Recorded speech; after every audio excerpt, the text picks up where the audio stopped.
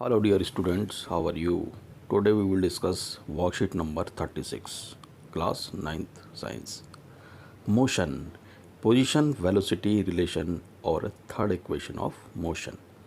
Jikasa Didi, how do we deduce the third equation of motion v square minus u square is equal to 2as by graphical method? Again, we know that when an object moves along a straight line with uniform acceleration, it covers a definite distance in a particular time interval. The third equation of motion establishes relation between initial velocity u, final velocity v with position of the object. This equation can be derived by velocity time graph of an uniformly accelerating object. This can also be obtained from first and second equation of motion by eliminating t from them. Derive third equation of motion or time and position relation by graphical method.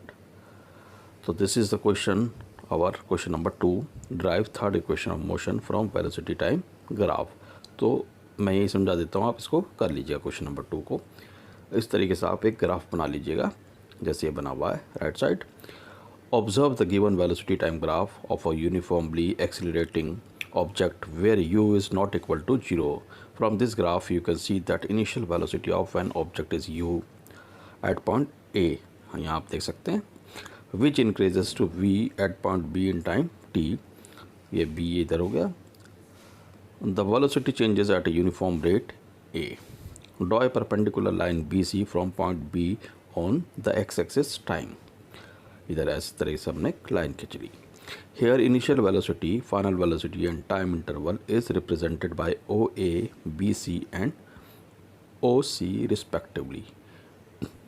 4. We know that the distance traveled by an object is obtained by the area enclosed within OABC under the velocity time graph AB. 5. So the distance traveled by an object is area of OABC. S is equal to OA plus BC multiplied by OC divided by 2. Here OA is equal to U, BC is equal to V, OC is equal to T. So here S is equal to U plus V into T upon 2. ये हमारी first हमारी एक equation बन गई है, एक number 1. From velocity time relation और first equation of motion we know that v is equal to u plus a t. So t हमारा आ गया v minus u upon a. Therefore replacing t in equation 1, जो हमने equation 1 बनाई थी उसमें हम रिप्लेस कर देंगे इसको. तो हमारा आ गया s is equal to u plus v and in bracket v minus u upon 2a.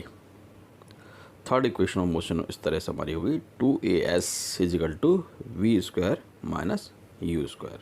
इसको कैलकुलेट करने के बाद एक एग्जांपल देख लेते हैं. Example, a car moving with a velocity of 12 minute per second stops on application of brake with a deceleration of 6 metre per second. Find out the distance travelled by the car if it stops in next 2 seconds. Solution होगा u is equal to 12 metre per second एक given है, v is 0 metre per second, brake apply किए तो 0 हो जाएगा, t is equal to 2 second, a is equal to minus 6 metre per second. तो s हमने निकालना है यानी डिस्टेंस ट्रैवल. तो थर्ड इक्वेशन ले लेंगे मोशन की, v square minus u square is equal to 2as. तो v 0 है, minus 12 square is equal to 2 into minus 6 into s. a हमारा a ले लिया हमने, माइनस 6 है और s. ठीक है, तो आगे हमारा कैलकुलेशन के बाद minus 144 is equal to minus 12s. s यहाँ डिस्टेंस है तो s इस तरीके से निकाल लेंगे हम. 12 मीटर हमारा आ गया. Distance travelled by the car is 12 metre. Write first and third equation of motion. तो ये फर्स्ट एंड थर्ड इक्वेशन हमारी ये है. फर्स्ट है v is equal to u plus a t and third is v square minus u square is equal to 2as.